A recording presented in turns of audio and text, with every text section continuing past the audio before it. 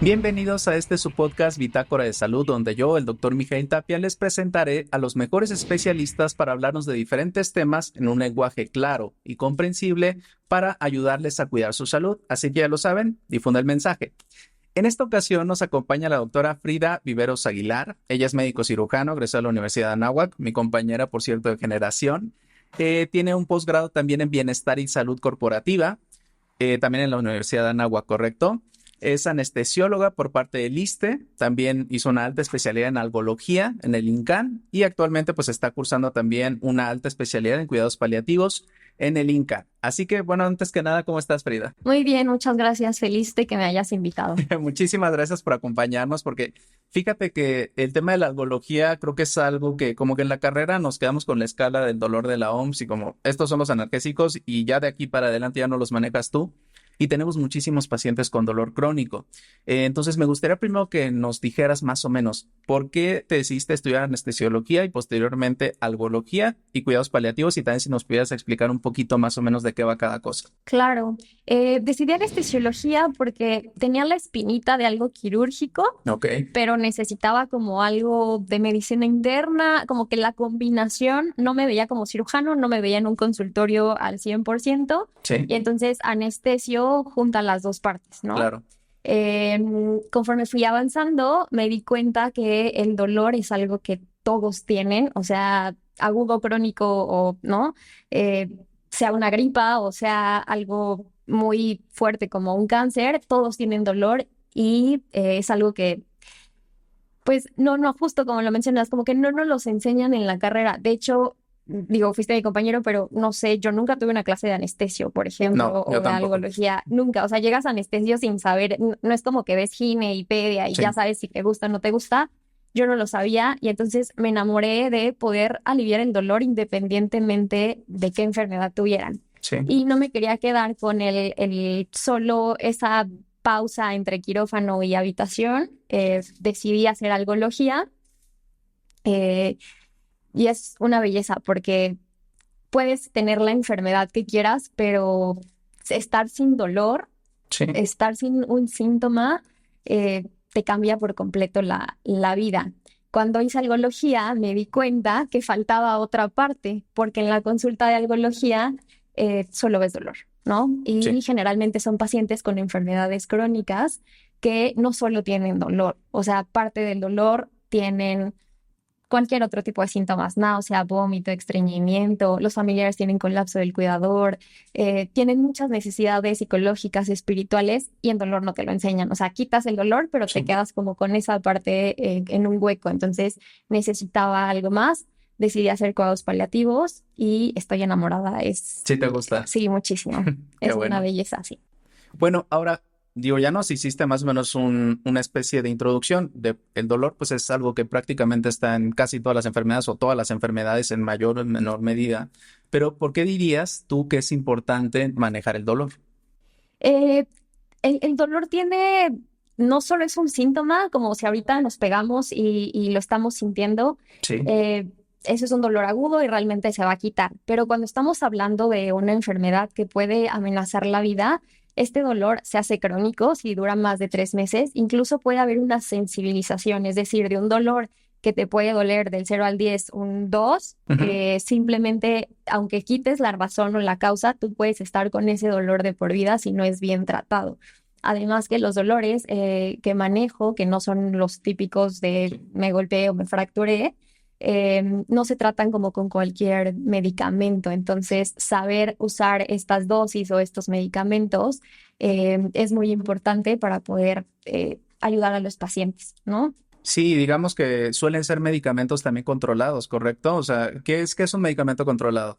Un medicamento controlado para la población en general son que no se venden con receta, o sea, no se venden de venta libre, se venden Sí, con recetas especiales y muchos de ellos no solo con recetas controladas, son recetas todavía aún especiales que no las da COFEPRIS, ok, como realmente todos los médicos pueden tenerlo, ujú, pero el saber prescribirlo no es como tan claro, sencillo y son medicamentos que pues no todo el mundo conoce, ¿no? El más conocido ahora es el fentanil, que se puso de moda por, Razones no tan por buenas. razones no tan buenas, Sí. pero manejamos metadona, meperidina, buprenorfina, Ujú. hidromorfona, que no son como que vas y las compras en la Sí, farmacia. no, no.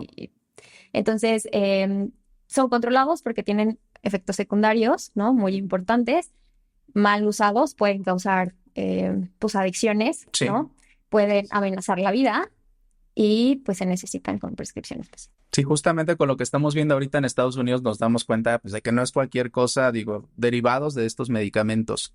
Ahora, ¿por qué, en qué casos, más bien, un paciente va con un algólogo? O sea, ¿cuándo ponemos esta raya entre este dolor? A lo mejor lo puede manejar su médico de atención primaria y esto ya no es del médico de atención primaria o, dicho de otra forma, a lo mejor se beneficiaría más de que se dé una consulta por parte de algología. Tenemos dos vertientes. La primera es cuando hay una enfermedad que sabemos o estamos previniendo que nos va a causar un dolor severo, como es el cáncer, ¿no? Ok.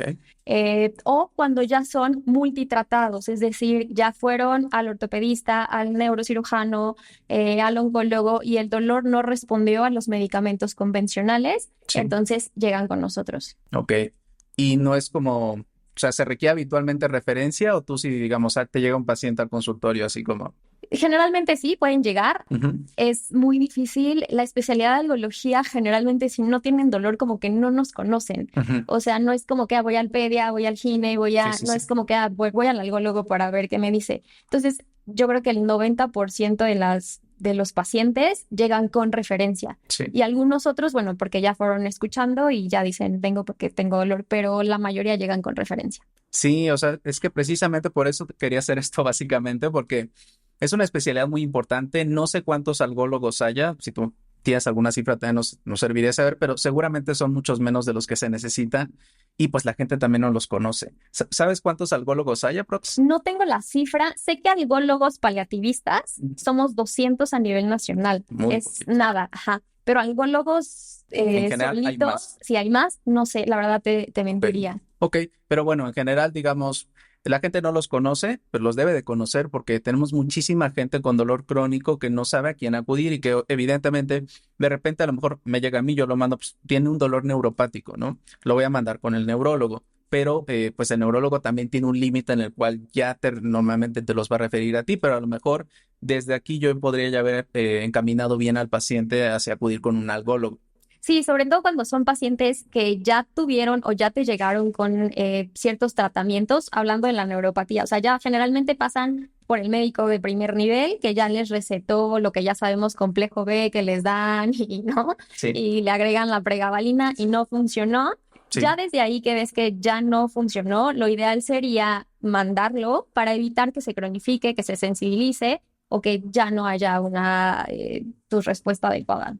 Ok, digo, entrando un poco más en materia, ¿nos podrías definir qué es el dolor? Sí, el dolor para la población, existe una definición por la IASP, que es la Asociación para el Dolor, Sí. pero en general es una sensación desagradable que puede ser física o emocional, asociada o no a una enfermedad, porque actualmente se agregó un nuevo término de dolor nociplástico, que si quieres les cuento un poquito. Sí, sí, sí, claro. O sea, se divide el dolor de diferentes causas. El nociceptivo, que viene de los nociceptores, que son como las redes que llegan, que nos conducen el dolor, Sí. puede ser somático o visceral, y el neuropático, ¿no? Y actualmente se agregó el nociplástico, que es cuando no se conoce la causa, Ok. como la fibromialgia, por ejemplo, Sí, que justo no digo. sabemos de dónde viene, ¿no? Realmente se sigue estudiando, pero se clasifica como un dolor nociplástico. Ok, sí, sí, sí, porque ahí pues tenemos la duda, o sea, ni siquiera sabemos bien cuál es la causa de la fibromialgia y todavía no tenemos como un estudio que te diga, esta es la prueba para decirte que tienes fibromialgia, que no sea pues una enfermedad por descarte y habitualmente pues por una visita a muchísimos especialistas y un trayecto que es de habitualmente años, a veces hasta décadas. Ok, entonces, digamos, tenemos el dolor, lo podemos dividir en agudo y crónico. ¿Cuándo es el punto de corte? Me lo 3 dijiste. meses. 3 meses, o sea, ya después de 3 meses tenemos un dolor crónico. También lo podemos dividir por su origen, que aquí está el nociceptivo, el neuropático, entre otros. ¿Hay alguna otra división que sea relevante? El dolor oncológico, o sea, se divide todavía de estos tipos de dolores. No Sí. tenemos la división del dolor oncológico por causa, puede ser por tratamiento, por el tipo de tumor, asociado a otras enfermedades, pero este ya es un dolor oncológico, pero también es una división del dolor, que es la mayoría de pacientes que generalmente nos llegan. Ok, ahora me gustaría, digo, esta no la tenía, pero ¿por qué duele el cáncer? ¿Cuáles son las causas principales? Y pues si tú tienes alguna cifra, no sé, de cada 10 pacientes con cáncer, a lo mejor 3 van a requerir o 5 o tal vez los 10 algún tipo de manejo. El cáncer es un mito. No sé si has escuchado que la gente dice, ya cuando duele el cáncer es porque ya está muy mal, ¿no? No, no lo había escuchado. En el instituto se oye Muy común. muchísimo, ajá, entre los pacientes de, no, ya si te duele, ya estás Que ya es como, metástasis y ajá, ya demás. estás muy mal. Esto es totalmente falso y es un Sí, mito. El dolor de cáncer depende mucho de dónde se ubique, de si está presionando alguna red nerviosa, algún plexo, le llamamos, o algún lugar que esté muy inervado. He visto tumores this big, o sea, tamaños sí, gigantes. increíbles, y que los pacientes no tienen ningún tipo de dolor Bien. y que son unas cosas minis de milímetros y están alojados en el plexo, Ok. y entonces son Duele dolores muchísimo, ¿no? insoportables. Más que porque duela, es de dónde realmente está ubicado ese tumor. Ok. ¿Hay cánceres más dolorosos que otros? Sí. Por ejemplo, un cáncer muy doloroso es el mieloma múltiple. Es un dolor óseo que duele realmente bastante Ujú. en incluso casi todas las etapas del proceso. A veces los pacientes llegan justo referidos por el dolor. Primero van al ortopedista O sea, porque ni les siquiera sabían que duele, tenían. ajá, exacto. ¿No? El cáncer de páncreas también es Sí, muy doloroso, a diferencia, por ejemplo, de un cáncer de pulmón, que ese sí ya duele como en etapas, tiene otros síntomas que podemos sí. verlos en cuidados paliativos, pero ya duele como en etapas más avanzadas, ¿no? O un cáncer cervicouterino que al principio no duele tanto hasta que ya hay algún compromiso pues más importante. Entonces, todos van dependiendo. La realidad es que no hay como una cifra, son pacientes totalmente diferentes. Puedo ver 100 cánceres cervicouterinos y los 100 actúan de total, o sea, totalmente diferente, y a veces les duele otra cosa. O sea, eh, Es un dolor como referido. sí. Ok, porque sí, o sea, hablamos del cáncer como una enfermedad, pero la realidad es que es más un conjunto de enfermedades que se comportan de maneras muy diferentes y por eso es que también el tratamiento no es uno, no tenemos hasta muchísimas modalidades de tratamiento. Y bueno, resumiendo, nos dirías que entonces el dolor no depende ni de la etapa del cáncer, puede ocurrir desde etapas tempranas hasta etapas muy avanzadas, evidentemente, pues no se esperen a tener dolor para acudir a consulta. Y por otro lado, tampoco depende necesariamente del tamaño. No depende ni de la etapa, ni del tamaño, ni del cáncer. Sí sabemos que hay cánceres que duelen más Ujú. o que tenemos que prevenir por donde se encuentran, pero realmente no hay como de, si tienes cáncer de mama, 100% que te va a doler, es totalmente falso. Ok, ahora, ¿cómo evaluas tú el dolor? Depende de cada paciente. Tenemos escalas, existen muchísimas escalas, desde las que conocemos de caritas, que se llaman de Sí. Wall-Baker, Ujú. o escala análoga del dolor, escala visual del dolor. Son escalas donde le preguntamos al paciente del 0 al 10 cuánto le duele, ¿no? Ujú. Ese es en cuanto a saber la intensidad. Y tenemos una mnemotecnia que se llama Alicia, donde vamos revisando el dolor, ¿no? Desde cuándo te duele, dónde te duele, cómo te duele. Es muy importante cuando evaluamos el dolor saber cómo duele. O sea, es como de nuestros goals, porque no es lo mismo tratar un dolor punzante que un dolor opresivo, que un dolor que quema, que un dolor transitivo, que es como que te atraviesa. Ujú. Entonces, eso es como nos da mucho la pauta de qué tratamiento vamos a dejar, ¿no? Ok, Si el dolor se aumenta con algo, si el dolor se quita con algo, o sea, a veces los pacientes dicen, si yo me siento, se me quita el dolor, o me pongo ujú. en posición fetal, se me quita el dolor. Y Sí, entonces también eso nos da la pauta de saber si puede ser un tratamiento farmacológico o intervencionista, ¿no? Cuánto tiempo lleva, si toma algún medicamento y se le quita, ¿no? Hay pacientes que llegan, sí, al algólogo, pero nos dicen, yo me tomo el paracetamol y se me quita al 100%. ujú. Entonces, bueno, no les vamos a meter un opioide de primera instancia, sí, con un paracetamol se está quitando. Evidentemente, si es un dolor crónico, no vamos a dejar un AINE por más de cierto tiempo y entonces también tenemos que rotarlo. Sí, Pero bueno, esa es como la mnemotecnia que usamos para evaluar el dolor, las escalas, y a veces nos ayudamos de estudios, ¿no? ok. Resonancias magnéticas, tomografía, dependiendo del lugar. a veces de electromiografías para saber realmente qué está sucediendo. Estudios de laboratorio también nos ayudan para saber qué tratamiento vamos a dar, ¿no? A veces la función renal es muy importante para Sí, saber ciertos tipos de medicamentos. Por ejemplo, la morfina está prohibida si hay una falla renal, ¿no? ok.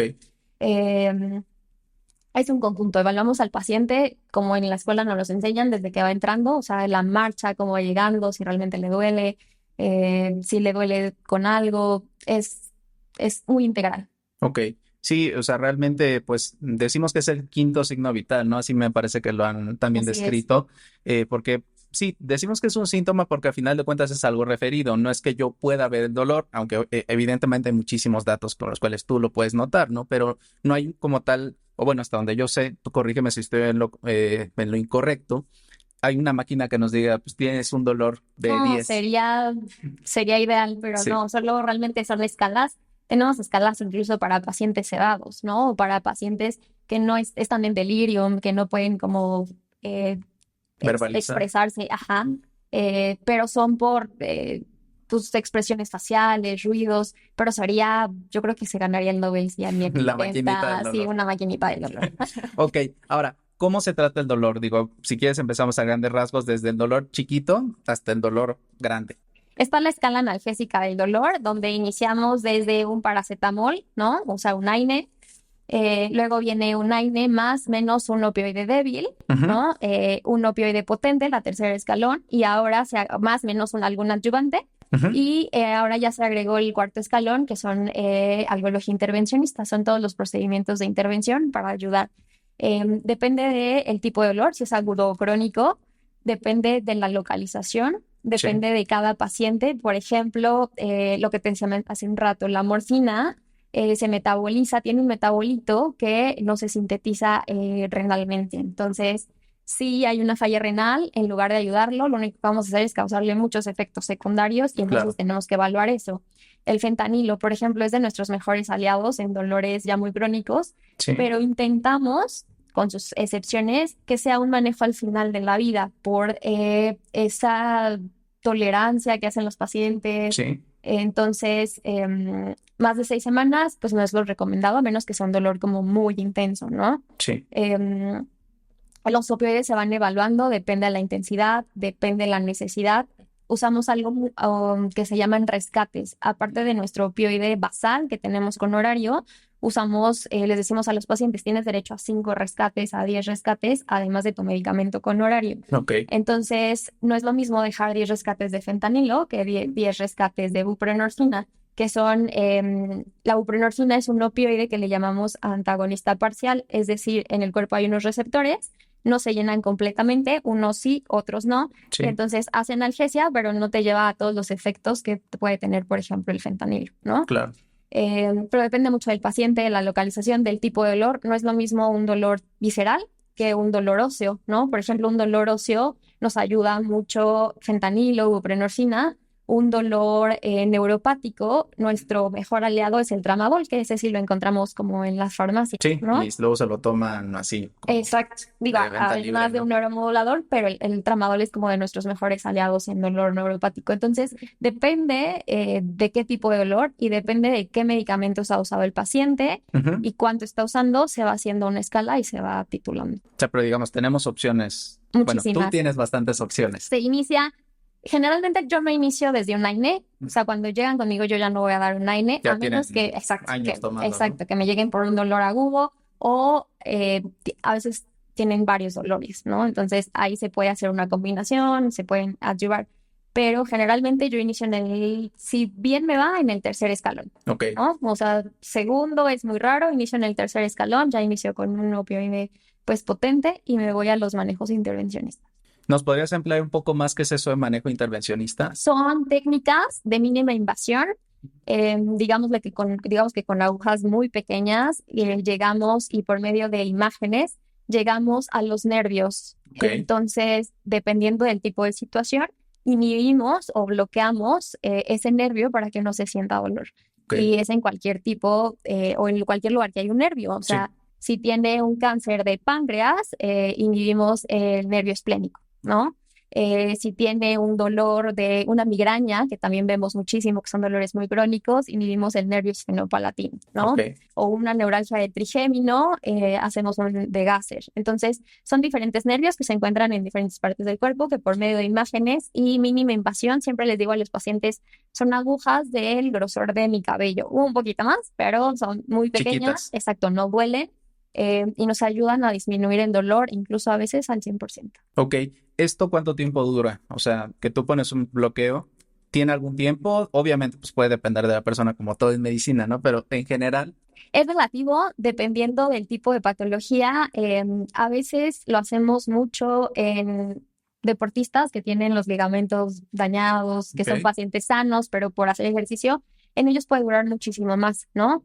O cuando tienen una neuralgia de trigémino o una neuralgia posherpética, Sí, a veces esos procedimientos con una no sola es vez es suficiente. suficiente. Ok.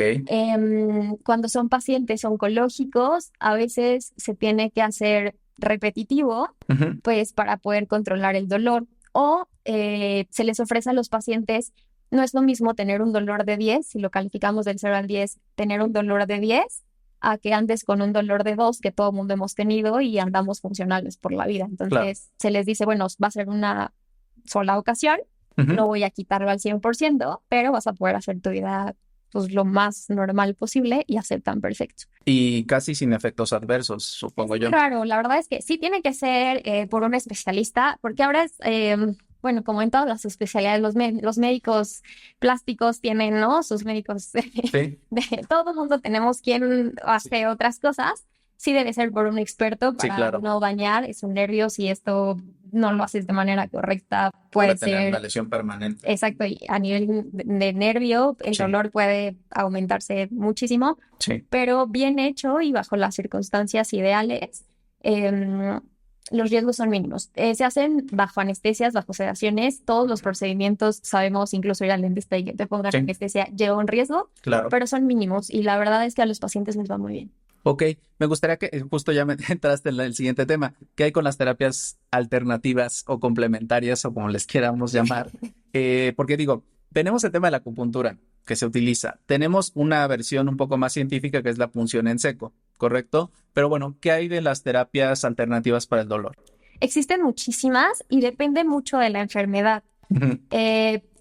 Como lo dices, la punción en seco a mí me encanta para las bandas musculares o lo que normalmente llamamos contracturas musculares. Ok, Eso se puede hacer en el consultorio, sí, incluso por pura anatomía, sin necesidad de un ultrasonido, y el resultado es increíble, ¿no?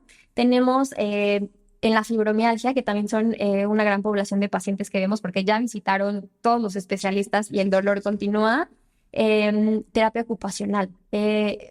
Mandarlos a hacer actividades, ejercicio, nos ayuda muchísimo a que, digamos, que la mente se resete, ¿no? sí, sí, sí, sí, La acupuntura también nos ayuda, rehabilitación. Nosotros como algólogos trabajamos de la mano de un rehabilitador generalmente claro. para poder fortalecer músculos, para higiene de la columna, para movimientos especiales, nos ayuda muchísimo. Em, la algología intervencionista Ujú. ahora es pues nuestro mejor aliado. Sí, Y en general son como las que están certificadas. Existen también, y los referimos a terapia psicológica, a veces nos ayudamos del psiquiatra, pero más que esos no son como terapias alternativas, son como nuestros, trabajamos como en un equipo. multidisciplinariamente, exacto, nuestro equipo. Pero fisioterapia, acupuntura, punción en seco, las intervenciones son como de los que más nos ayudan. Los que más utilizan. Bueno, además de... Ok, eh, ¿existe una forma de saber cuál es el peor dolor? Porque digo, a final de cuentas el dolor es una experiencia subjetiva e interindividual. Por ahí tenía un profesor de una materia, pero es psicólogo y nos decía que el peor dolor es un dolor talámico, que pues, va asociado evidentemente pues, a un infarto en cierta zona, ¿no? Hay de dolores a dolores. Hay un dolor que a lo mejor para una persona dicen que los hombres tenemos un umbral más bajo del dolor que las mujeres, entonces también eso puede hacer que a lo mejor lo que para mi esposa es esto no duele, para mí es como, ay, Exacto. entonces es difícil. ¿Realmente podemos hablar de que hay un peor dolor por alguna enfermedad en concreto? No, realmente no. Sí existen artículos o clasificaciones donde nos ponen cuáles son los dolores más fuertes. Entre ellos, por ejemplo, está el dolor de parto, ¿no? Sí, sí, sí, sin Lo, duda. lo describen como de los dolores más potentes. Pero es totalmente subjetivo. Tú puedes ver a 10 mujeres teniendo un bebé y 5 decirte que se quieren morir Ujú. y las otras 5 están como si nada hubiera pasado. Ok, Y hay pacientes que se caen, se raspan la rodilla y no caminan 3 días porque les duele muchísimo. Sí depende mucho del umbral, depende mucho de la sensibilización del dolor y del estado también emocional. Esto también es súper importante.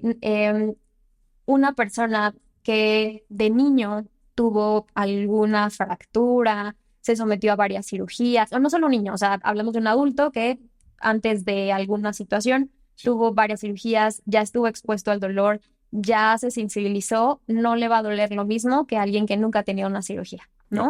Pero no hay manera, podemos todos aquí en la sala darnos un martillazo de la sí, misma intensidad y ninguno sentirlo igual. claro.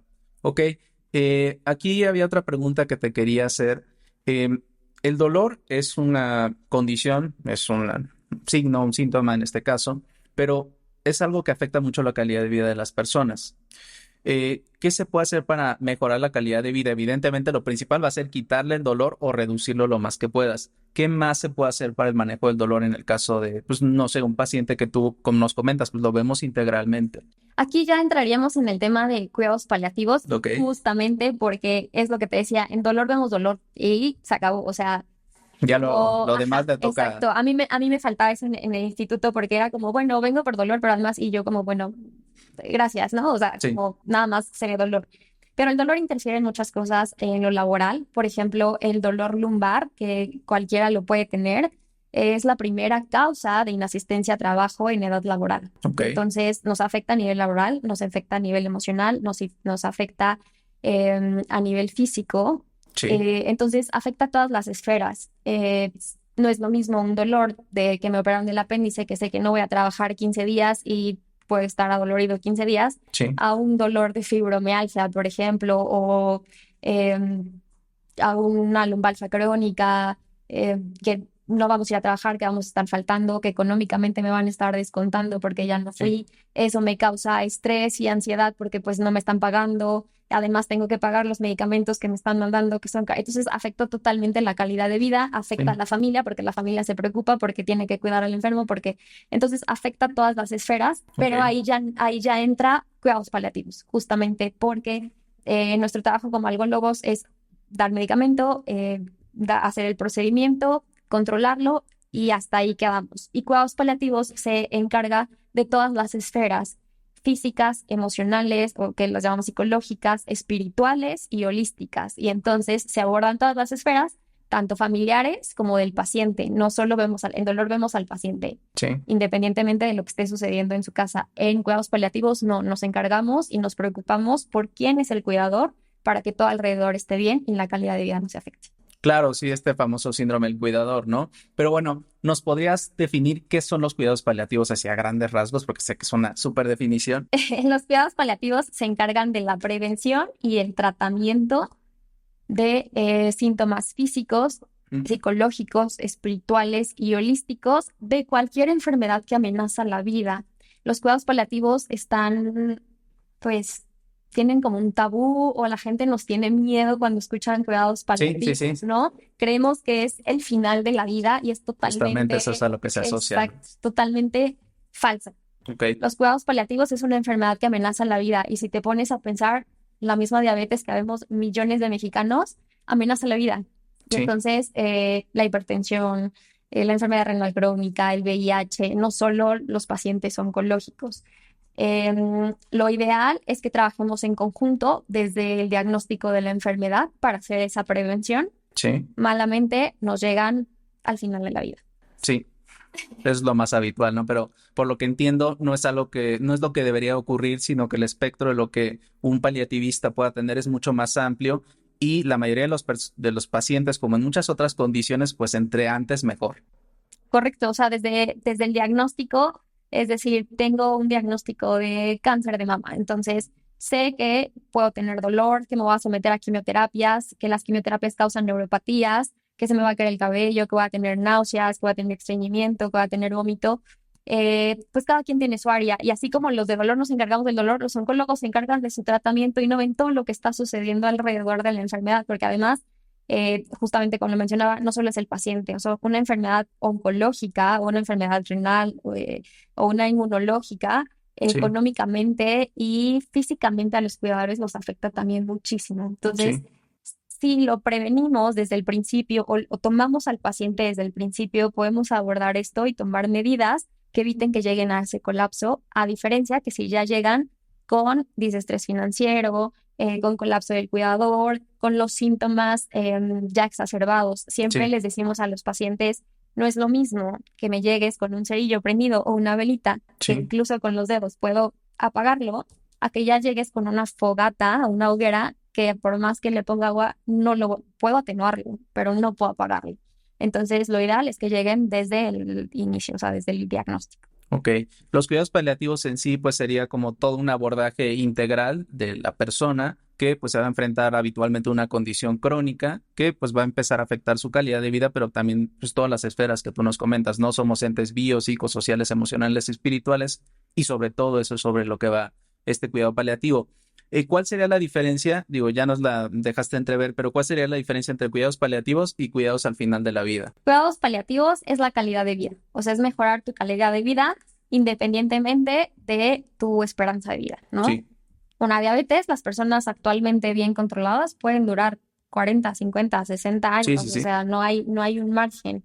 Final de vida lo dividimos y generalmente, bueno, todavía final de vida lo dividimos en la agonía, pero final de vida generalmente ya son 6 semanas, o sea, un pronóstico de 6 semanas de vida donde pues ya estamos al final. Ok. ¿Y qué tipo de intervenciones haces tú digamos, te llega un paciente, a lo mejor vamos a decir, diagnosticado con cáncer? ¿Cuáles serían las intervenciones, especialmente asumiendo que te llegara a tiempo? Se hace el abordaje desde el principio. Lo primero en cuidados paliativos que tenemos que saber es que el paciente quiere tener nuestro apoyo, Ujú. porque muchas veces lo rechazan por miedo a los medicamentos o por miedo simplemente al nombre. En muchos hospitales no lo manejan como cuidados paliativos, justamente por esto le llaman Estigmas. soporte de vida y entonces como que ya cambia bueno, sí quiero ir a soporte de vida. Ok, Hacemos conciencia de diagnóstico y de pronóstico. Una cosa muy importante en los pacientes es saber a qué nos estamos enfrentando. A veces la negación, a veces el desconocimiento, les decimos, se encuentran en una etapa 4 que tal vez es una etapa ya muy agresiva de la enfermedad del cáncer y pues para ellos es etapa 4. Si no, alguien no les explica correctamente qué están esperando o qué va a suceder, sí. no lo racionalizan. Entonces, Ujú. lo primero que tenemos que abordar con ellos antes de síntomas físicos es hacer conciencia de diagnóstico y conciencia de diagnóstico. Otra cosa que nos importa mucho es su esfera social. Nosotros no solo nos fijamos en recetar medicamentos y que estés bien, Sí. a nosotros nos importa todo, economía, lo social, lo familiar.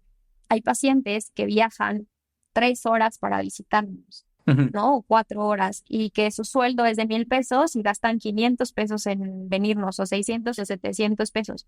Entonces, si eso lo detectamos desde la primera instancia, hacemos que en lugar de que solo venga 2 personas, o sea, Sí. solo venga una, o abordamos todo desde el principio y que se lleven todo el tratamiento para que no tengan que estar dando vueltas y estar gastando dinero.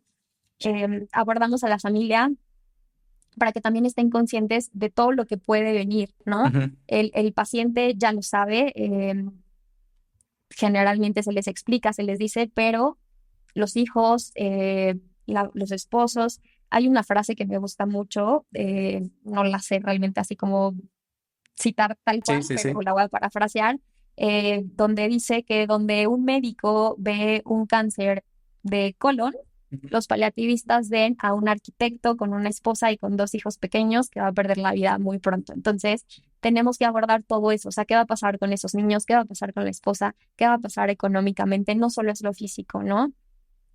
Se aborda psicológicamente qué necesidades tiene, porque una enfermedad que te amenaza en la vida Sí. te puede generar depresión, te puede generar ansiedad, te puede generar, a veces tenemos muchos pacientes con ideas suicidas, con tal de no afectar a la familia o con tal de ellos no tener sufrimiento, tienen estos deseos y tenemos que abordarlos también. Abordamos todo el tema espiritual, ¿no? Sí, El apoyarnos. No hablo de una religión, no hablo de que sí, bueno, tú eres católico, tú eres sí, judío, sí, no, sí. hablo de la espiritualidad. Muchos pacientes se apoyan, a veces necesitan su pulsera, a veces necesitan el incienso, a veces otros sí necesitan un padre. Y nosotros nos encargamos de que toda la esfera, ya sea en su domicilio o en el hospital, esté completa porque no solo se trata de quitar el dolor, nosotros hablamos de un dolor total también, donde no solo es lo físico, Sí, también manejamos el dolor psicológico, el dolor espiritual, y es un complemento. Entonces, nosotros como paliativistas vemos todas las esferas y las complementamos una a una y paso a paso. Entonces, en una consulta inicial hacemos abordaje de diagnóstico, pronóstico, psicológico, nutricional, también es muy importante. Los pacientes, vamos a oncología, les preocupa mucho qué va a comer mi paciente, ya no está sí. comiendo. Y no se trata de hacerles una dieta, tú sabrás mucho, mucho más que yo de nutrición, pero no se trata de hacerles una dieta, se trata de hacerles entender en cada etapa de cada proceso qué es lo que el paciente pida, ¿no? Sí.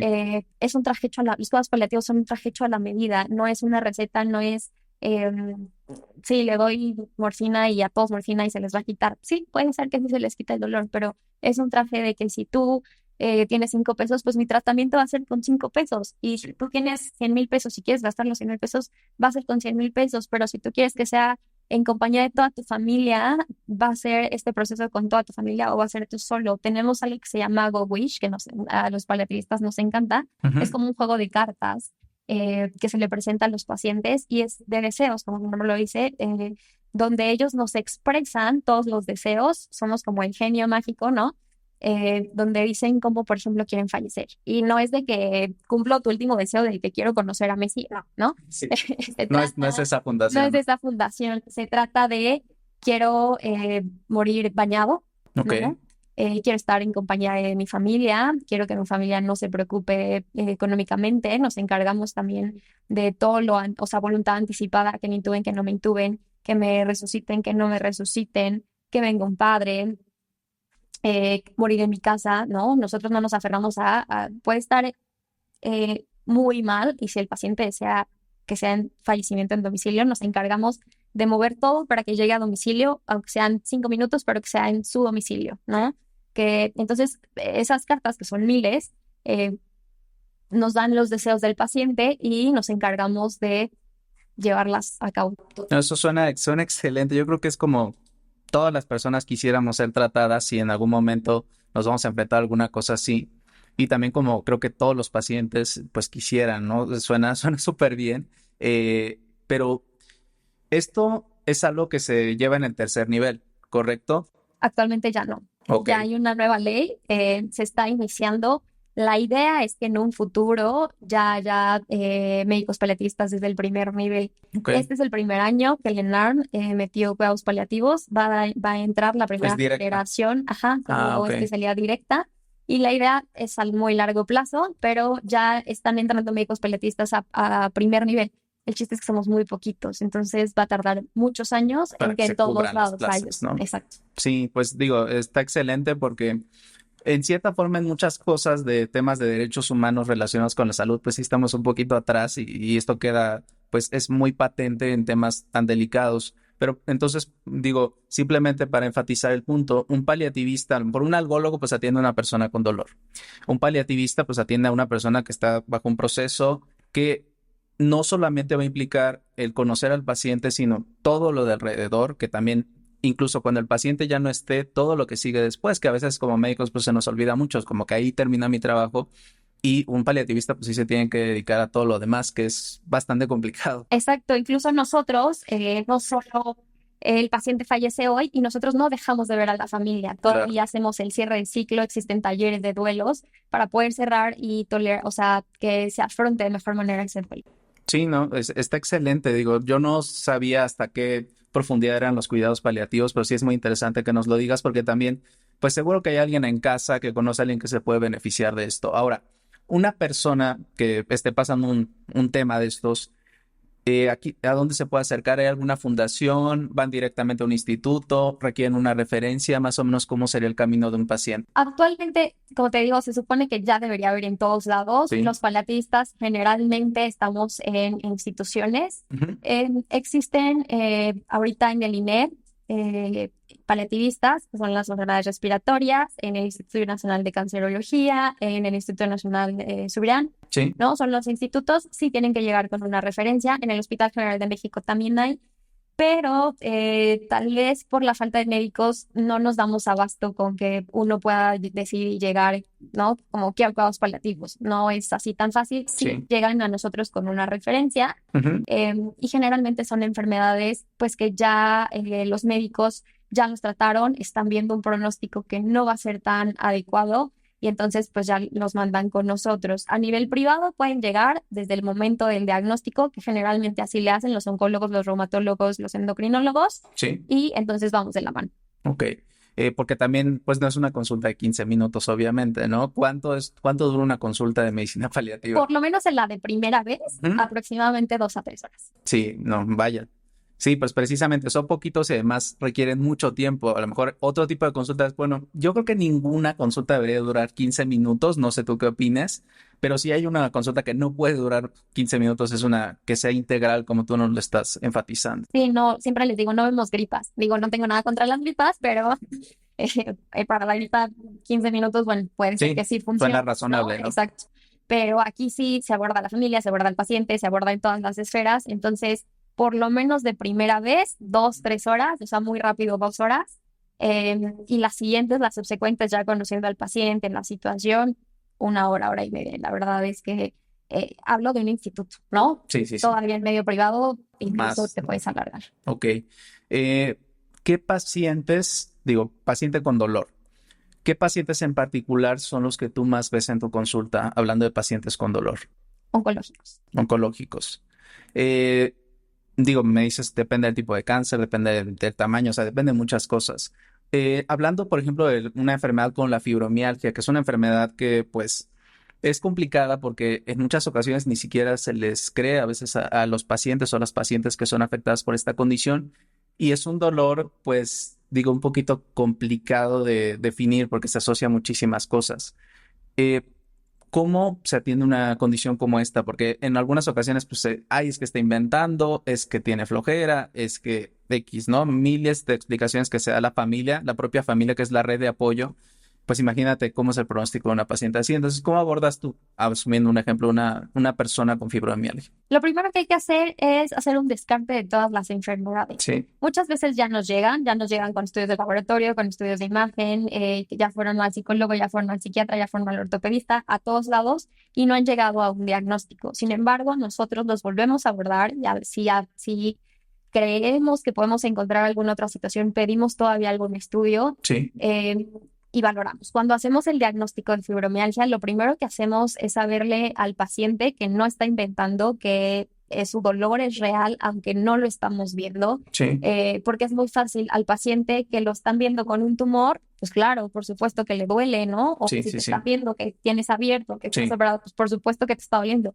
Pero alguien que lo estás viendo sano, que está haciendo su vida, o sea, ¿de dónde viene? Y no les creen a los pacientes. sí, Entonces, iniciamos el abordaje y se les empieza a tratar con medicamentos como si existiera algo ahí ujú, que lo está causando. sí, Es el dolor llamado nociplástico y se trata de igual manera que los otros dolores. Evidentemente, aquí sí nos apoyamos mucho de una terapia psicológica, de una sí, terapia a veces psiquiátrica y de terapias ocupacionales. El poner a la paciente a hacer ejercicio, hacer rehabilitación, incluso recreación, o sea, sí, distraerse, nos ayuda mucho.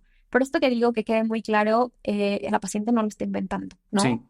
Sí nos ayudamos mucho a estas terapias, pero si no hay un tratamiento algo lógico para este tipo de dolor, el dolor existe y el dolor se sensibiliza y las pacientes llegan a perder la funcionalidad, o sea, dejan de ir a trabajar, ya es su vida familiar, ya no van a los lugares, el sentido del humor cambia por completo, se aíslan, ¿no? sí, por Porque lo mismo. muchas veces no les creen. Entonces, pero que es un dolor que se puede tratar y que les va bastante bien. Ok, has utilizado un término que es el dolor se sensibiliza. ¿Me puedes explicar un poco más acerca de eso? Claro, En términos generales, digamos que te puedo agarrar tu Sí, sí, cerebrito, claro. yo le estoy pegando, ¿no? Ujú, Y entonces lanza una señal y, o sea, tenemos receptores, tenemos los receptores y tenemos fibras del dolor donde son como cables que ujú. mandan la señal y Sí, sí, sí. entonces nos están informando al cerebro que hay dolor, ¿no? Cuando estos cables se dañan, que es lo que llamamos sensibilización, Sí. aunque ya no esté yo golpeando, sigue lanzando la señal. Ujú. Entonces, eso pasa, por ejemplo, mucho en dolores que no son tratados, las lumbalgias crónicas, la fibromialgia, que pasan muchos años para llegar a un tratamiento y Sí. entonces, aunque yo dé medicamento, esa señal se sigue enviando Ok. y se sigue enviando. Y aunque yo quite la causa, un dolor de rodilla, Ok. ¿no?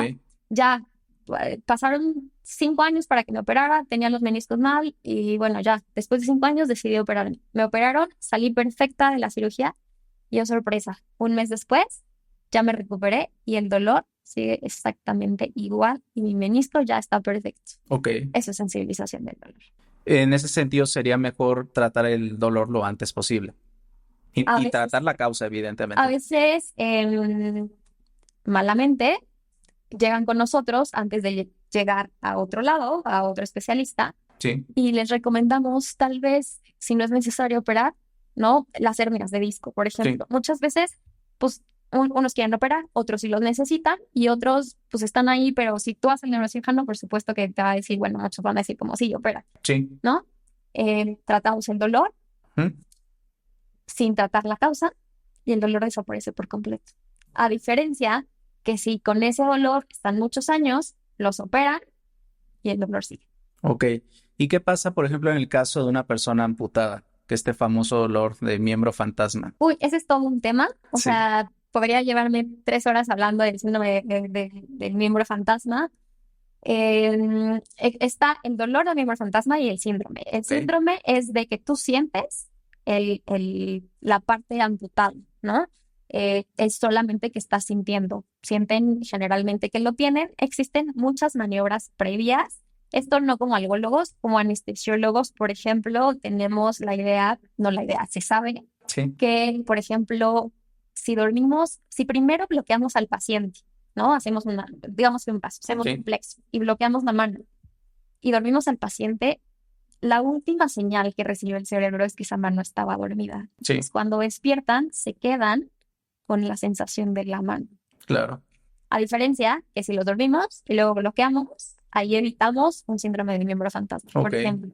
O si son pacientes que ya sabemos que vamos a amputar en O sea, una cierto persona tiempo, ajá, en una diabética. semana, en 2 semanas, ajá, damos tratamiento, damos neuromoduladores y ayudamos a evitar ese síndrome del miembro fantasma.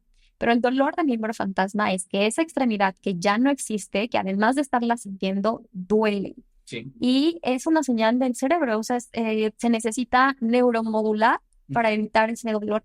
Es de difícil control. Sí. Y aquí lo que recomiendo y le pido a todos mis colegas que lo hagan cirujanos es prevención. Ok. O sea, Más que donde no se tratar, necesite. ajá, exacto, o sea, iniciar neuromoduladores antes, los anestesiólogos hacer todo el tratamiento antes, dejar la analgesia posoperatoria al 100 para que no exista ese dolor. Y entonces, si llega a existir, es mucho más fácil de tratarlo a que ya no lleguen, existen muchos, sobre todo los traumáticos Sí. o que ya tienen neuropatías y entonces neuromodularlos, ¿no? Los diabéticos, em, pero es una señal anómala del cerebro donde está todavía sintiendo esa sensación. Sí, no, incluso pasa con estos experimentos que hacen que les ponen un guante y está la mano y le dan un martillazo al guante y la gente lo siente como si hubiera sido. Pero entonces no es como en Doctor House que está una caja con el espejo, metes la mano y ya se le quita el dolor a la persona amputada. Esa es terapia, la verdad es que van Ok. a terapia y sí funciona. El que el cerebro capte que no está, o sea, eso del espejo es para que captes que no está, no para que lo Sí. veas, sino para que captes que no está. Ok. Sí tienes que tener rehabilitación y ser consciente de que ese miembro ya no está. Y sí es parte del tratamiento. No por poner un espejo, Sí. ¿no? Hay una escena en Grey's Anatomy Ok. se llama Robbins, la doctora, donde está en una cirugía y le dice al otro doctor como, entiérrame el bisturí, o sea, Ujú. entiérrame el bisturí en la prótesis para que no tenga dolor. No, se Ok. necesita O sea, mucha es un terapia, proceso largo, no es así como se hizo magia. Ojalá y fuera así. pero no. Ok, ahora, para terminar, me gustaría hablar un poquito de neuropatía. ¿Por qué? Pues porque tenemos muchísimas personas que viven con diabetes. Las últimas cifras de la ENSANUD nos dicen 22% prediabetes, 18% diabetes. Es decir, 40% de los adultos están en riesgo de presentar una neuropatía por diabetes, neuropatía diabética, además de los otros tipos de neuropatía que hay. Eh, ¿Cómo es el dolor o sea, por qué ocurre el dolor en una neuropatía diabética? Es una lesión a nivel somático, que es a nivel de las neuronas, Ujú. y es una mala señalización. Lo mismo que hace ratito son los cables. O sea, es un cable que no Es un funciona. cable que no funciona, que lo pelamos, Ujú. entonces está Se fuga. pasando, exacto, se está pasando la energía. Eh, Existen muchas causas. La principal es neuropatía diabética. Existen las neuropatías posherpéticas. Sí. También son muy comunes las neuropatías por quimioterapia, Ujú. ¿no? Claro. Eh, Todas llevan el mismo tratamiento y ahí no hacemos, nuestro primer línea no es analgésicos o no Ok. son opioides. Ahí nuestra primera línea son los neuromoduladores. O ahora la primera línea en el dolor neuropático periférico, que es el de la diabetes, Sí. em, es Ok. parches tópicos que nos Sí. ayudan muchísimo. Acá necesitamos lo mismo, prevención, ¿no? Si Sí, lo sabemos ideal que es que no tenemos, llegue ahí la exacto, persona. que no llegue ahí la persona. Si ya llegó a ese punto, nos ayudamos de los neuromoduladores de diferentes tipos, pregabalina, gabapentina. Si es de trigémino, nuestro gold estándar es la carbamazepina, Ok. amitriptilina, duloxetina, son nuestros fármacos como ideales. Los parches, cuando son periféricos, cuando son en guante y calcetín, que les Ujú. llamamos guante y calcetín porque Sí, solo son afectan, acá. ajá, exacto, son los parches. Ujú. Y también nos ayudamos mucho de la rehabilitación. Tenemos diferentes, por ejemplo, las texturas nos ayudan muchísimo el estar estimulando, el que el Ok. paciente sepa qué textura, porque em, los síntomas del dolor neuropático se dividen en positivos y negativos. Sí. Hay pacientes que tienen síntomas negativos, que ellos andan por la vida como si nada, son esos pacientes que tienen accidentes o se cortan los pies y no sienten, y Sí. hasta que ya ven los pies diabéticos ven alguna situación, Ya está avanzado ya está incluso a veces. avanzado, ¿no? Porque no sienten, pierden esa anestesia, hipoestesia. Ujú. Y están los síntomas positivos, que son los que nos causan dolor, que son las parestesias, que son la sensación anómala, la alodinia, que es un estímulo no doloroso que causa muchísimo dolor. Sí. Entonces se tienen que tratar.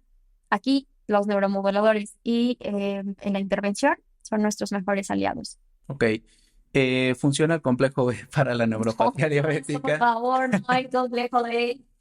solo existe una neuropatía diabética, pero no una neuropatía asociada a falta de vitamina B. Sí. Cuando se comprueba que realmente hay una deficiencia de Que no es muy vitamina común B, que no realmente. es muy común, la he visto muy pocas veces en pacientes con bypass, que Ok. tiene ahí, se llama hepcidina, si no me falla, la sustancia que metaboliza Ujú. la vitamina B. Si tienen una gastrectomía, ¿no? Claro. Hacer, O sea, procedimientos que alteran la absorción de macro y exacto, micronutrientes. y aún así es difícil Sí. que lleguen a una deficiencia de vitamina B. Ahí sí se recomienda Ok. complejo. Si tengo una neuropatía diabética, posherpética, por quimioterapia, háblese de las 80,000 neuropatías que podemos Sí, ver, sí, sí. puedo dar kilos y kilos de complejo B, lo único que voy a hacer es nada. O sea, no, por favor, no, no en vitamina B, a veces causan efectos secundarios Sí, el tiene estar efectos secundarios. con vitamina B y no nos causa ninguna mejoría. También lo usan mucho para sentirse con energía, Sí, ¿no? muy comúnmente. A mí me llegan en cuidados paliativos, son personas, por ejemplo, los del cáncer, que se sienten agotadas. Les Claro, dan vitamina B a dosis, que tampoco es una muy buena idea. tampoco es buena idea, pero falso. No funciona, no nos va a ayudar y no nos va a quitar la neuropatía. Digo, es que es lo que, o sea, el típico paciente, digo, no voy a decir ninguna institución, paciente que va a consulta por diabetes, oiga, doctor, es que me duele el pie, me duele X. Obviamente en esos 15 Vitamina minutos ni compleja. siquiera se hace la valoración de la neuropatía, pero bueno, se va con su combo, en este caso los neuromoduladores nos dices que sí funcionan, que son los que utilizan la mayoría de los pacientes, pero también se les dan algunas intervenciones como el complejo B. También hay otro tipo de intervención que es el ácido alfa-lipoico. Mismo comentario. Nada, no funciona. Cuando yo entré en neurología, pues siempre traemos esa idea, no sé tú, lo vimos que lo daban maestros que lo Sí, sí, sí. daban, ¿no? Entonces, pues traes esa idea.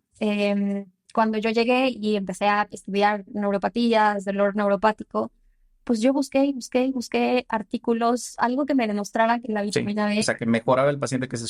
suplementa. Pregunté a mis maestros, pregunté a expertos en congresos, no hay un solo artículo Sí, que demuestre que el complejo B, a menos que sea por deficiencia, nos sí, ayude. Pero es muy, o sea, yo creo que 9 de cada 10 médicos sí, sí, sí. lo O han. sea, te lo pregunto porque yo obviamente, siempre tuve la duda, ¿no? O sea, no lo mandaba. Evidentemente aquí está como el de, bueno, pues si lo suplementas, no le haces daño, le das algo, que a veces también está mal dar algo por simplemente por darlo, ¿no?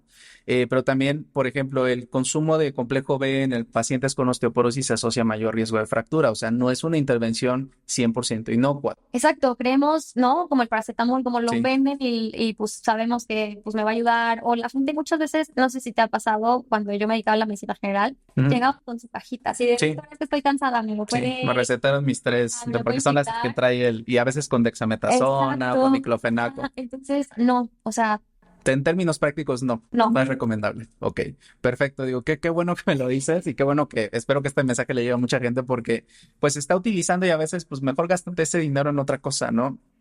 100%. En chicle sí te funciona, igual. Sí, Doble, doble. ok, perfecto. Ahora, eh, ¿qué pasa con el paciente con neuropatía que ya está con gabapentina, con pregabalina y con complejo E, evidentemente, y no tiene una buena respuesta? ¿Cuál es la siguiente? O sea, ahí ya recomendarías, evidentemente tú recomendarías que te hubiera llegado desde antes, ¿no? ¿Qué se hace con esos pacientes? Porque son muy comunes. O sea, a mí también me llegan a consulta, oiga, es que, pues sí, o sea, yo ya sé que funciona pregabalina, gabapentina, pues se le da, no funciona en algunos casos, en unos sí, que son una buena cantidad. ¿Qué es lo que se hace con esos pacientes? Se hace, primero se inicia con un neuromodulador, iniciamos dependiendo de cuál creemos. A veces damos gabapentina porque nos ayuda a los síntomas ansiosos, ¿no? A veces pregabalina porque también el paciente no puede. Depende de cada Sí, paciente. Iniciamos, generalmente son nuestros iniciales. Si no funciona, añadimos algún otro neuromodulador, algún inhibidor de la recaptura de serotonina, háblese, a veces damos amitriptilina, a veces damos duloxetina, o sea, nos ayudamos sí, otros medicamentos. de otros tipos de medicamentos y hacemos un conjunto. Si no funciona, nos ayudamos de medicamento tópico, sobre todo cuando es periférico, como los parches de lidocaína, capsaicina. Si no funciona, el siguiente nivel es intervención. Ok, o sea, sí hay muchas opciones, porque tenemos muchos pacientes por ahí con neuropatía y con dolor, que deben de ser muchísimas personas con diabetes y que pues se quedan hasta esa escala, ¿no? O sea, digamos, el primer escalón de lo que tú me estás comentando, que es el manejo de una neuropatía de ese estilo. Sí, y muchas veces se puede ayudar, como te comentaba, el tramadol nos ayuda mucho en dolor neuropático porque es un opioide atípico que también actúa a nivel de la recaptura de serotonina, como Ok, si fuera un antidepresivo, o el tapentadol, también nos ayuda muchísimo. Sí, ya le dimos todo, o sea, ya le dimos neuromodulador, ya le dimos otro ayudante, ya está con opioide y no funciona, es pues intervencionismo. vamos a intervención. Ok, perfecto. Digo que es importante también porque pues tenemos muchos pacientes. Yo creo que todas las personas que vemos pacientes con diabetes, que somos todos prácticamente, tenemos algún paciente que pues, nos dice eso, ¿no? Oiga, doctor, y para la neuropatía o para este síntoma, que a veces ni siquiera es neuropatía, ¿no? Pero no se ha valorado adecuadamente y pues puede ser otra cosa que se puede quitar. Entonces, qué bueno que nos dices porque sí es importante que ese mensaje le llegue a más gente, además del complejo B, evidentemente. Sí. Ahora, ¿hay algún caso que tú nos puedas contar? No tiene que haber nombre, que te haya marcado a ti en cuestión, tanto puede ser del manejo del dolor, de cuidados paliativos, de anestesiología, de los tres si quieres. Sí, tengo un caso, paciente X, ¿no? Ujú. 32 años, 32 años, 31 años, 5 hijos, Ok. que llega por un CACU al hospital con un dolor total, ¿no? Un 10 de 10, donde nos los pasan a cuidados paliativos. Fue visto por el servicio de algología, Ujú.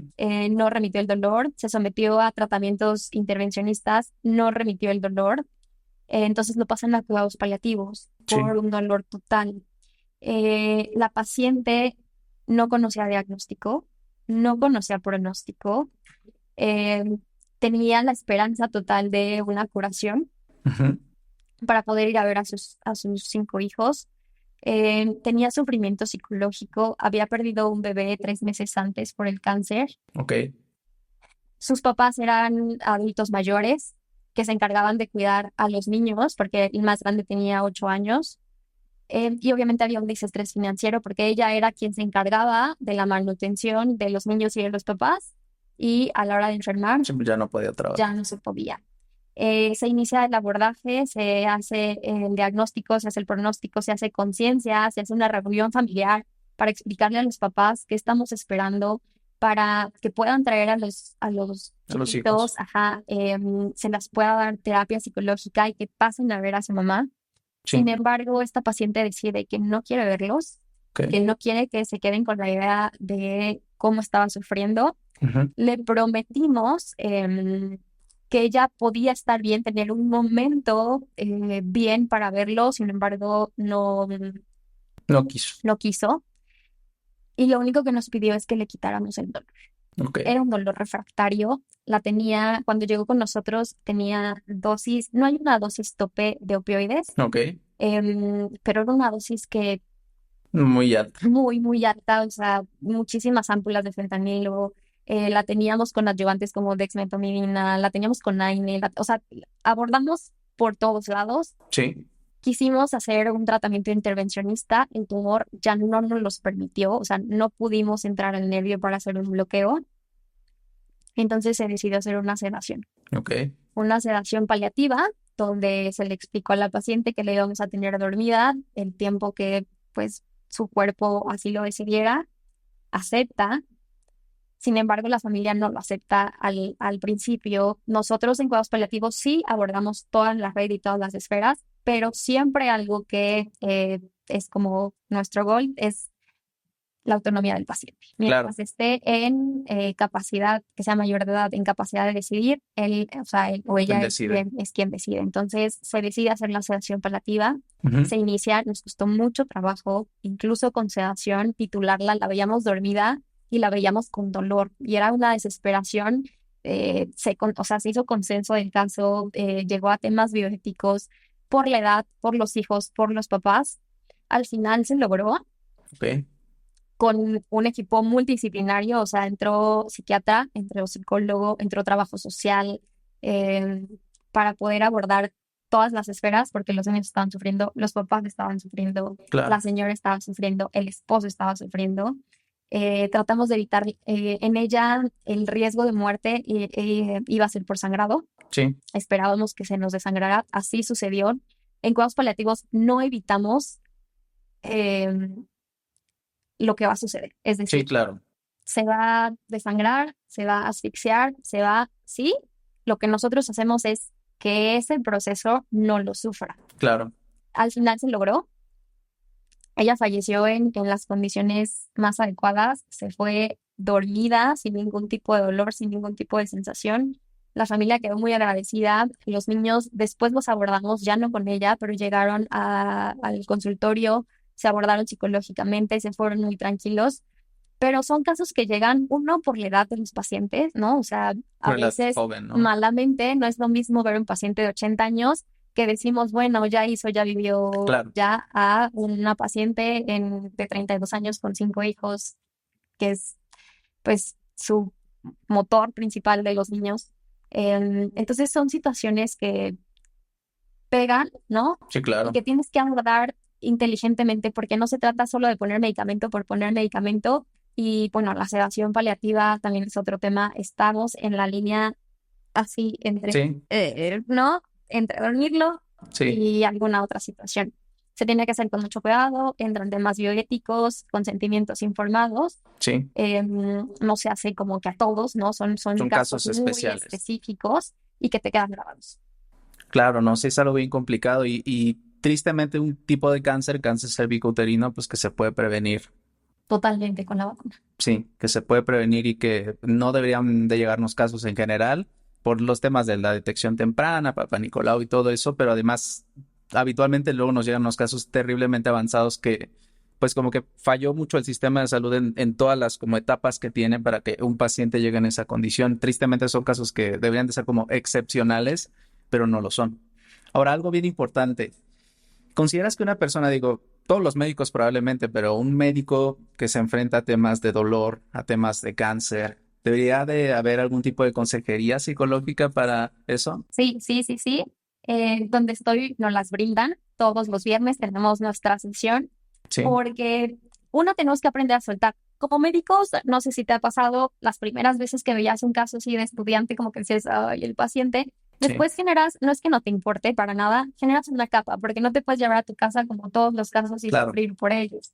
Em, pero los cuidados paliativos es algo que implican más cosas, o sea, ves Sí, todo el sufrimiento total, ves el final de la vida, ves la agonía, ves la muerte y todavía ves el proceso después de la muerte.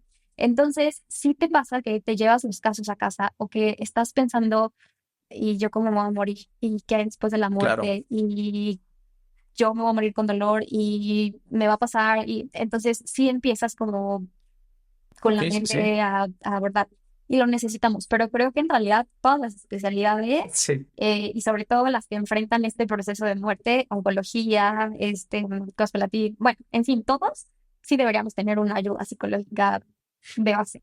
Sí, justamente cuidados paliativos para nosotros, para los médicos, porque si es algo, o sea, si hay una población, lo mismo comentaba, apenas vino Andrés que se dedica al tema de salud mental, pues si tenemos una población que está en alto riesgo de cuestiones de ansiedad, depresión y todo lo que tiene que ver con deterioro de la salud mental, pues somos los médicos. Totalmente. Y en cierta forma una parte es por el trabajo, pero una parte es quizás nuestra culpa por la estructura en la que vivimos y en la que, pues, cuestión de residencias y demás, que se normalizan muchas cosas que cualquier otra profesión serían como, no puedo creer que vivan así.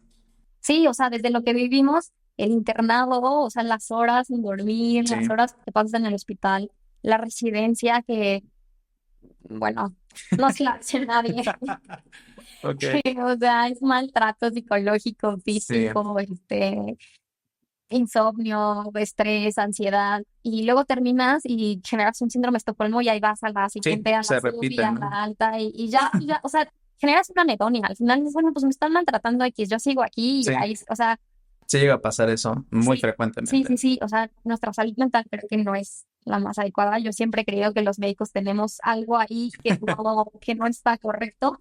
Eh, pero bueno, sí seguimos y así somos funcionales, pero sí debemos tener ayuda. Sí, no, completamente de acuerdo. Creo que ese también es otro mensaje importante. Bueno, pues vamos a terminar con una sección que se llama verdad o mito. Aquí tengo algunas afirmaciones de todas maneras. Si tú quieres agregar alguna, digo, ya dijimos la del complejo B, que creo que esa es súper importante, pero pues aquí tú me dices verdad, mito, ¿por qué? Y si quieres decir depende, pues también se vale, porque es la respuesta más común. A ver, número uno, si no se encuentra una causa física, la persona está inventando el dolor. Falso, es lo que comentábamos. Sí, con la fibromialgia. El dolor en condiciones como la fibromialgia solo es psicosomático, Falso.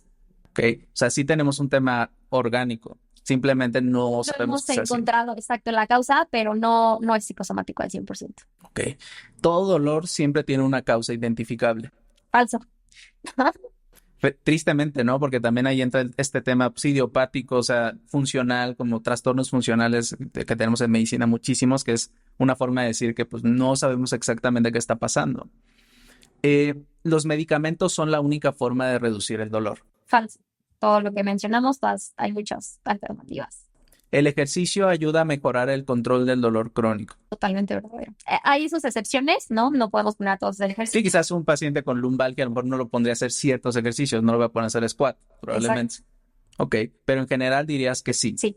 O sea, y se recomienda incluso en personas que tienen algún diagnóstico de cáncer, también se sabe que el ejercicio mejora el Sí, pronóstico. sí, sí. Y no, como lo dices, no lo va a poner a correr un maratón, no lo va a poder, o sea, ejercicios habla de que pueden estar en su cama con una liga, con a veces las bicicletas que tenemos para Sí, cama, medidas de rehabilitación, pero sí. o sea, en la silla, con una bolsa de arroz, o sea, todos podemos hacer ejercicio, pero no todos vamos a hacer exactamente el mismo ejercicio, que ese es como que Exactamente. el tema importante. Ok, el dolor en una persona con dolor crónico se va reduciendo con la edad.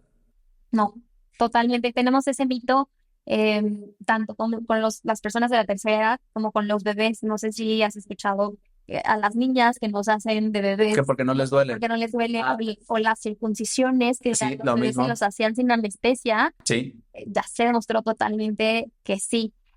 Las personas de la tercera edad tienen ahí un umbral diferente. Sí, la fisiopatología cambia en el dolor, o sea, no es lo mismo la fisiopatología del dolor en el niño, ¿no? En el pediátrico, en el adulto, que en el paciente geriátrico. Sí, Pero de eso a que se reduzca y que digas, no, porque ya tienes 80 años, no te duele, falso. ok.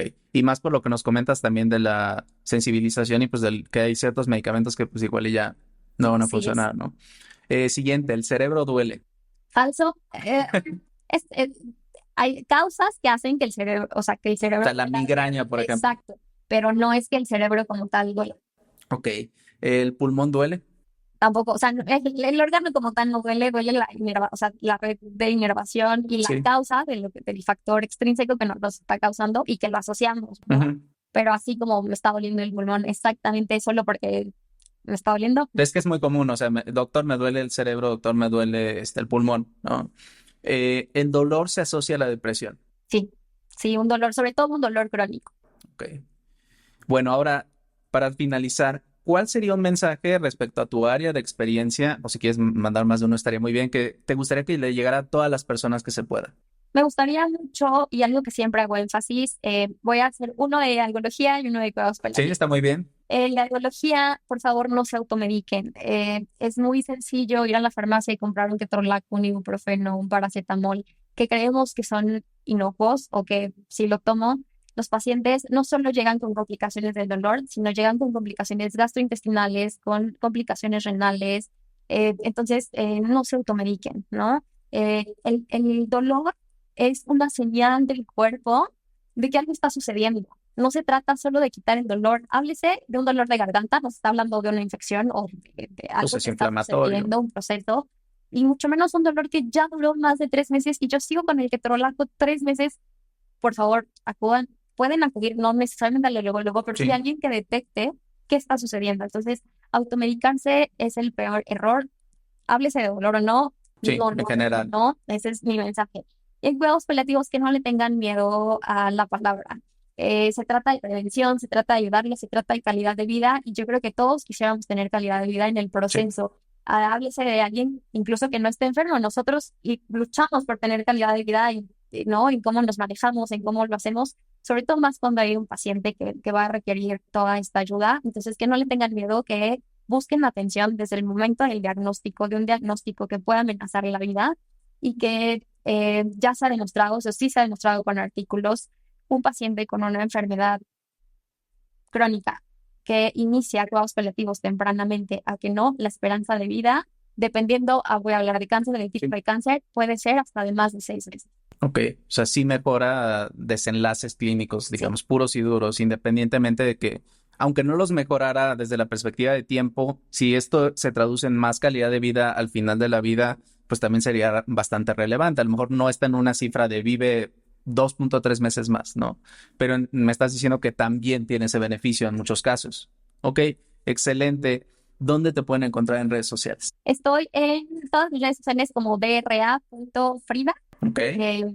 Y pues nada más, Instagram, Facebook, Twitter, todo eso es de Rea Frida. Y das consulta a pacientes privados, digamos. Sí, tengo Ok. 3 consultorios en la Colonia del Valle, en la Colonia del Valle, en Coyoacán y en la Nueva Santa María. Ok, pues entonces ya lo saben, si ustedes están cursando por algún proceso tanto de dolor o de algún diagnóstico de este estilo o de neuropatía, en muchos casos que también pues seguro se van a beneficiar de pues visitar a la doctora Frida. Ella pues como pueden ver es una súper especialista en el tema, está muy preparada y pues vale la pena mucho hablar del dolor, hablar de los cuidados paliativos, hablar del final de la vida, que también quizás lo podemos hacer en otra ocasión porque son temas que incluso dentro de los propios médicos no todos creo que sepan que existe la especialidad de algología. Corrígeme si estoy Es equivocado. correcto, me he topado con colegas que me dicen algología, no, alergología, no, algología. Sí. Ok, bueno, pues muchísimas gracias a ustedes que están en casa. Espero que les haya gustado este episodio. Nos ayudan mucho compartiendo la información. La realidad es que este es, yo creo que un mensaje y un video que debería llegar a toda la gente que se pueda. Y pues nada, recuerden difundir el mensaje. Nos vemos a la próxima. Muchísimas gracias.